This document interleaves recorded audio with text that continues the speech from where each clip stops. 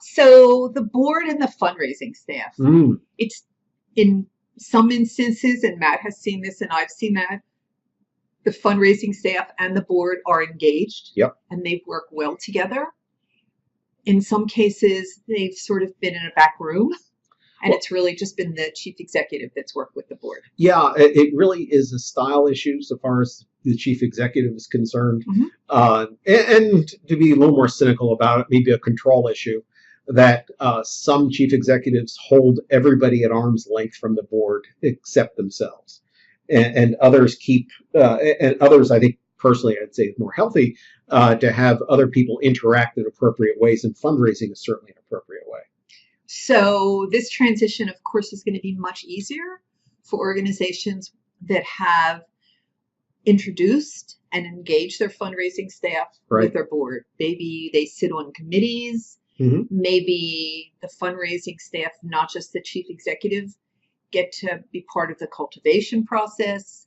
Maybe they help board members with special projects. And if that's already in place, then you're way ahead of the curve. Well, and it also crossed my mind, now is the time where you need to brief the fundraising staff on what's appropriate going on in this transition. Because my experience is that a board member is going to come up to one of these fundraising staff and say, okay, so tell me what's really happening here. Yeah. And the fundraising staff person needs to know what's appropriate to say. Otherwise, either inadvertently or as a way to ingratiate themselves with the board member, they're going to say something that you don't need out there. So you want to bring everybody into the process and talk about, and this is a good point, not just stakeholders, but staff. Yes. Organization-wide, because everybody says, oh my God, Betty Ann's been there for 15 years and she's leaving. What's really going on? Exactly. And the word on the street is going to be so critical to how the organization survives and flourishes after this transition. So yes, I would bring everybody in the organization into the confidence of the board chair and the leader, and have a session where you answer questions and talk about what to expect, what you know, what you don't know. It makes such a difference where people all feel included in the process. Yeah, and when you say word on the street, I've rarely had word on the street be positive. Let's just remember that what happens is if people don't have information, they fill in the information. Exactly. That's a very good point. So it's much better to give them the information than to have them guess what's going on. And, people will definitely be able to tell a story, but it may not be the right story. So you want them to tell the story that's most important. What I've done when I've began a leadership transition is brought the whole staff together. I don't care if they're 10 people or 200 people, and brought them in a room and had them talk about their fears, what's scary about this, how they know they can get through it, what's going on, how it's going to be guided. So they have a sense of security, because when we work with a firm, we're there through all the preparation. So we're there to answer questions. We can tell them the game plan, what to expect, where they can be engaged, where they won't be engaged, how they will have a role. And it's my preference when working with an organization that everybody has a role somewhere in the process. Well, and all of this is also going to impact the next step, which is recruiting a new person. Yes. Because somebody's going to get a phone call from somebody else saying, okay, so what's really going on, or what's the process, or what happened. And honestly, that will even affect how much you pay the next person, because people will come in, if they see this is going to be a major challenge, they'll ask for more money, and that'll be a problem. Well, I mean, it could be a problem for you. Well, and you also want the best people applying for the job. Oh, if exactly. they hear there's a lot of disruption in the organization, people are not going to be wanting to jump into the role. Right. So you want everybody to feel good about it. So informing people, engaging people, board, staff, stakeholders. So let's talk about what that process looks like. So with the staff, it means a meeting with the whole staff to tell them what's going on. with the board and the donors as quickly as possible. I like to see a letter go out. We're going to assume that they've hired a consultant like my firm, wherever you are, that you've hired a consultant who not just does the executive search, but helps prepare for the transition.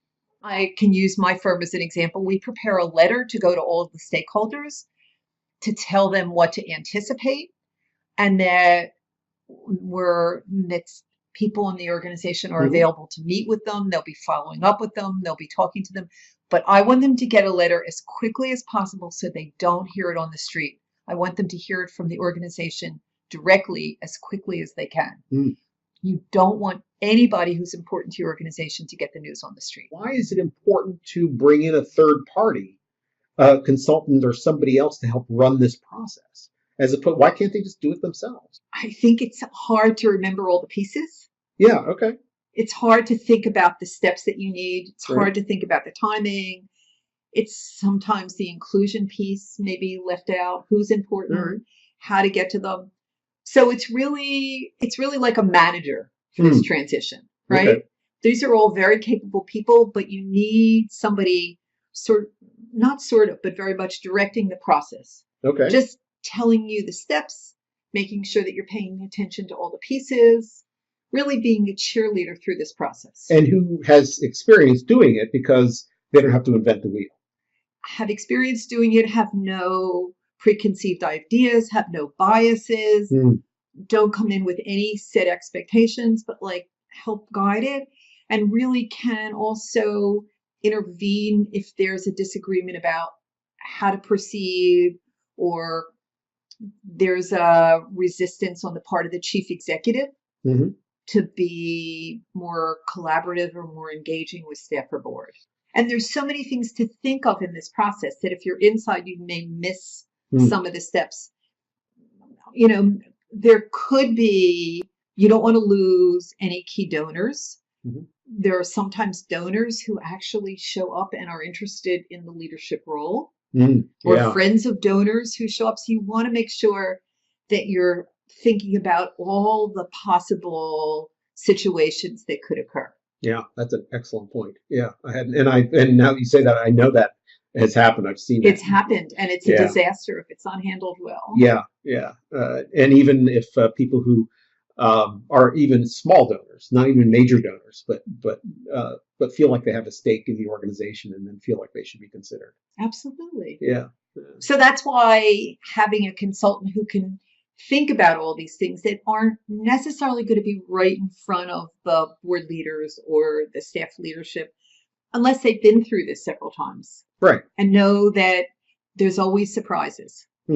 Always things show up that you don't expect. And so far as the expense, because I know a lot of folks listening to this, seeing this will say, well, we can't afford that. I mean, what's the return on investment so far? I don't know. How much is it going to cost you to lose key staff, to lose key donors? You're going to spend time bringing in key staff if you lose them during this process. Right. You're going to put a lot of energy into getting some real solid donors if you lose donors during this process. Okay. So I would think of those costs, I would think strategically, not tactically. Right. Yeah. And that's excellent point. That to be able to take a step back and look at this at the broader impact, not just what is the money.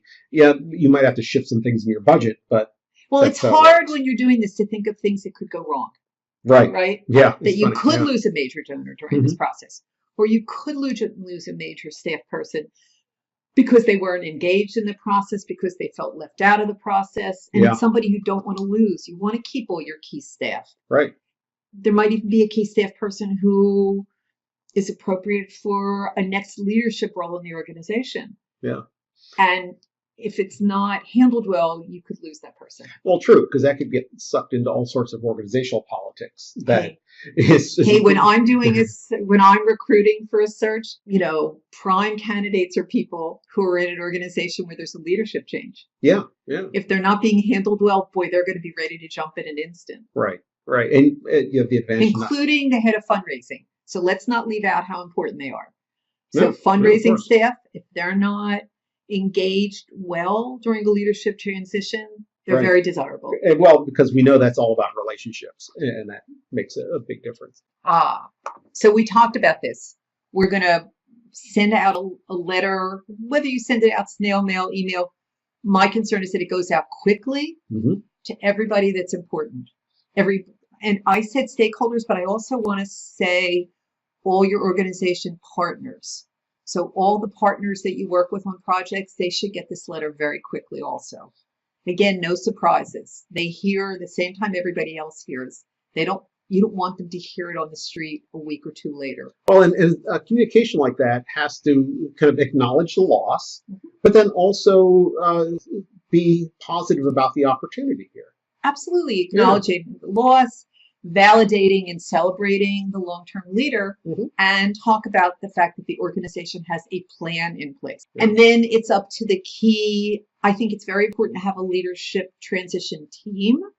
And that would be made up of staff and board. And they need to think about all the key people who they want to keep engaged and who they need to meet with face-to-face subsequent to them getting a letter about this information. Now, when you say board, there's also could be, and I would hope actually this would exist, maybe an advisory group of some sort who's not a part of the fiduciary board, but somebody who has been recruited, who either is going to be a board member or is rolled off the board or doesn't want to be engaged as much as a board member, this could be a really good opportunity to get those people. That's a great suggestion. I think both people who demonstrated leadership on the board and have rolled off and people who are potential leadership for the board, maybe they've been on a committee and they look like a rising star, engage them in this transition committee. You want different opinions from different perspectives. Right. So having a mixed committee, not just the board chair and the board vice chair